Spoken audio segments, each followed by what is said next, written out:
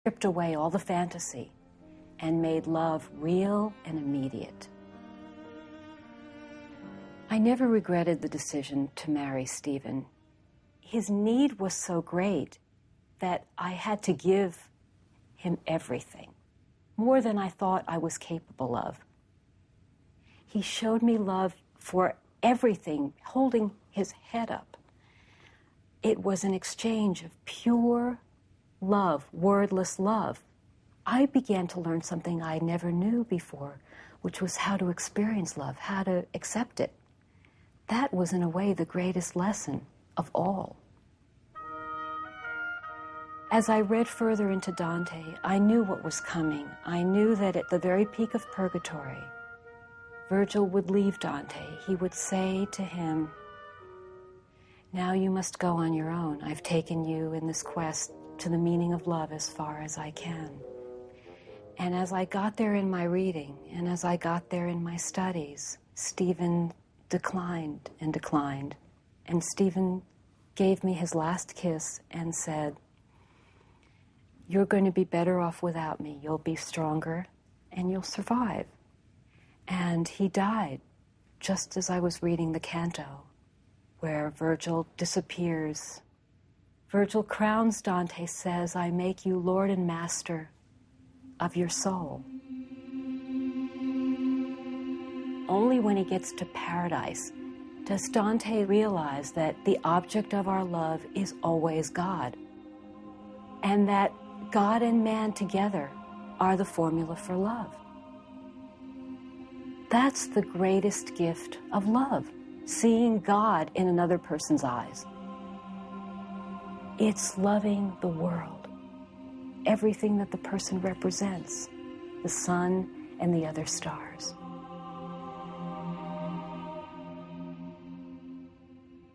We're larger than what we know, and love reminds us of that.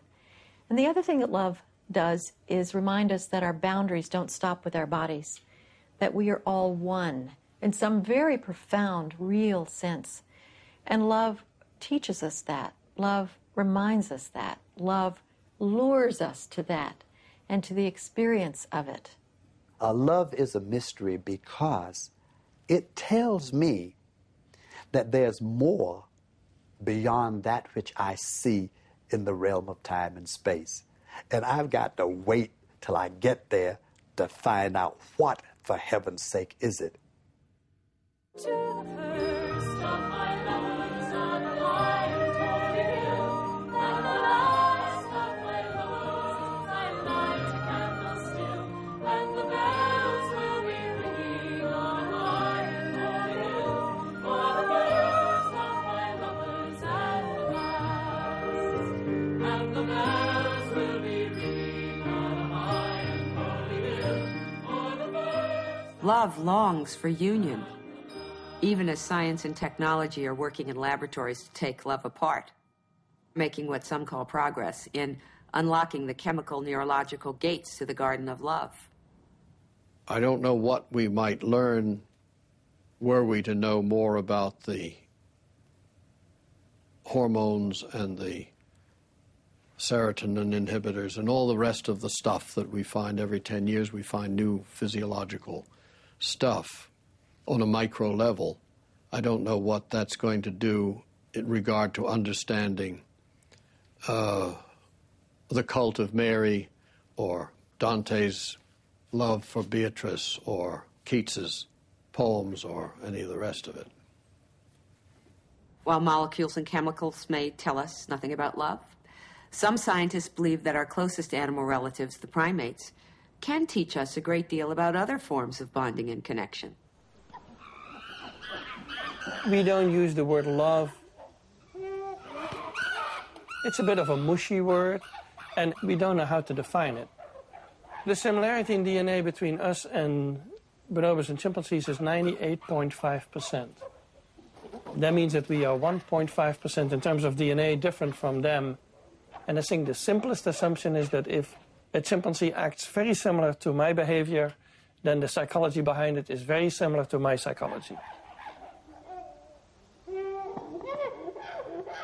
Friendship we usually define as individuals who spend time together, who help each other, who groom each other, who share food together, those we can call friends. Now, probably they also love each other to some degree. You would assume that.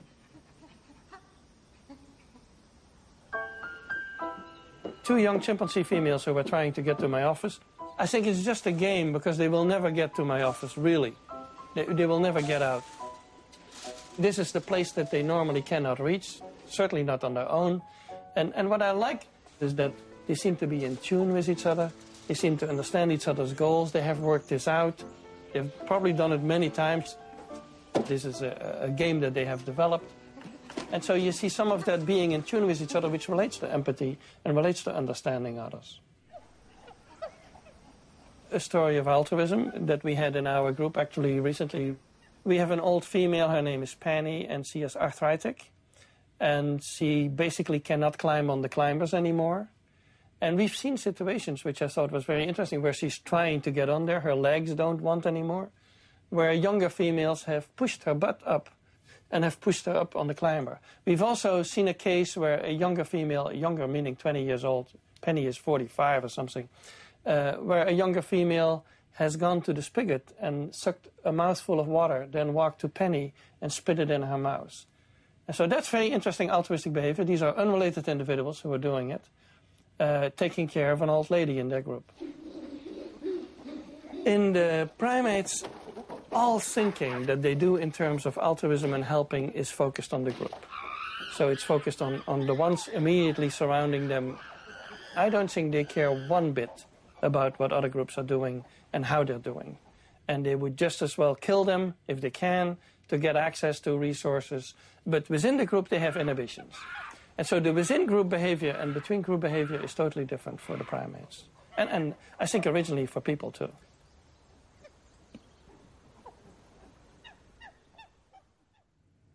I believe that we human beings need to acknowledge that we are a part. I think we should rejoice when we are able to see what the elements were before they were spoiled by human machinations.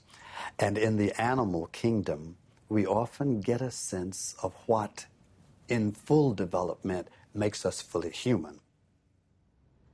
We're part of the animal kingdom not only in our capacity to bond, but also in our capacity to hate. The same primates who care for those inside the family grouping ferociously attack outsiders. For humans, too, those outside the circle of family or tribe can too easily become the enemy. And then the passion of connection turns into the terrible love of war.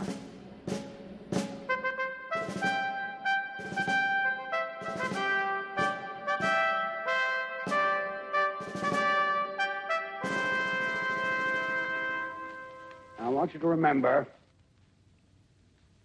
that nobody ever won a war by dying for his country.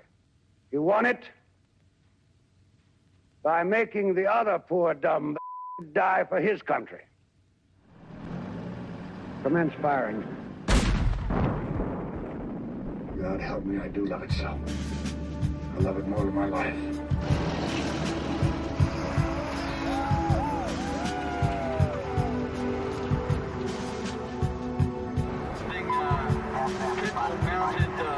Weapons on civilian trucks, break.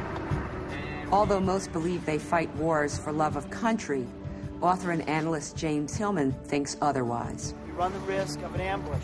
That is The love of war is a love in war of the men for each other. There's a love of war that draws people to go to war. And there's a beauty in war that attracts people. And that's something people don't like to talk about, but we're all fascinated by the sublime terror. Or we wouldn't be watching the explosions on TV, or we wouldn't be watching Apocalypse Now and the beginning of that fantastic.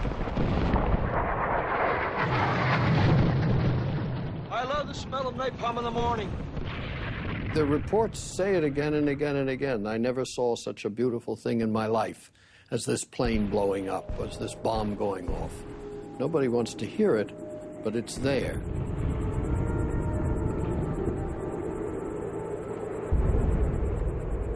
The interesting thing for me is how Mars, the god of war, is coupled with Venus, the goddess of beauty and love. Why is Mars coupled with Venus? Now, when you like to think in opposites, then you say, well, Mars is ugly and hairy and red and brutal and raging, and Venus is sweet and the oyster shell and the pearls and water, and they're opposites and they take care of each other. But I think there's an innate connection. It's the way of solving the Mars problem. And that's why the military has such extraordinary rituals of beauty. The attraction to the military offers an aesthetic intensity. Parades, music, uniforms, weapons, the love of all that, and the discipline that goes with that calm keeps Mars from being a raging, fanatic brute. That's why there is all that chicken in the military. It keeps it in a Venusian form.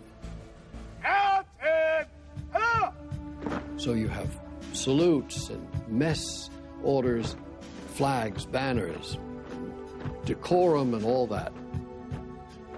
And the interesting thing for me, they may march off in a state of euphoria, with the bands playing and mothers kissing them goodbye on the railroad tracks. But that's not what keeps them there.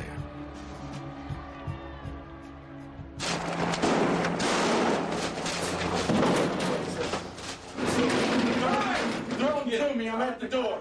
Get on you now! The element in common between the different kinds of love would be that one is transported outside of one's usual.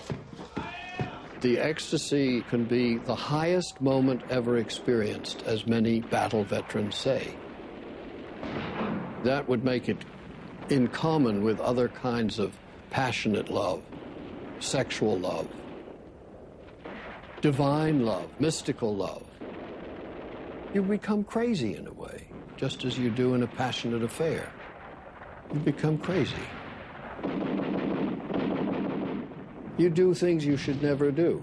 You break the rules, you break the bounds, you're outside of yourself, you find a whole new personality in yourself. Maybe that's a shadow of love.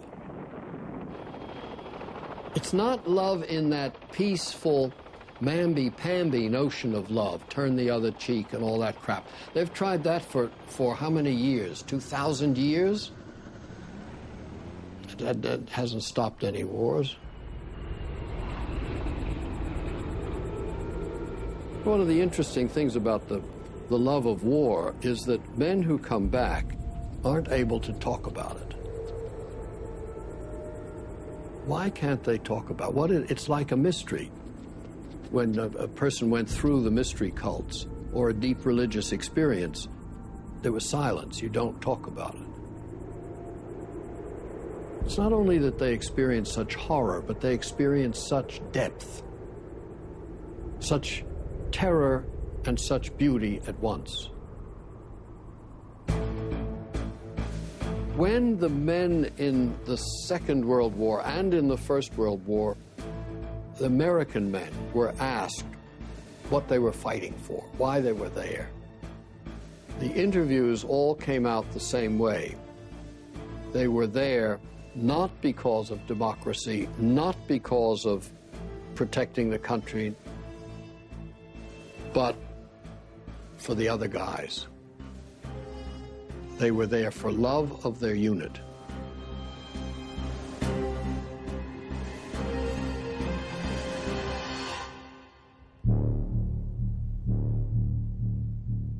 Vulnerability, the sense that the next one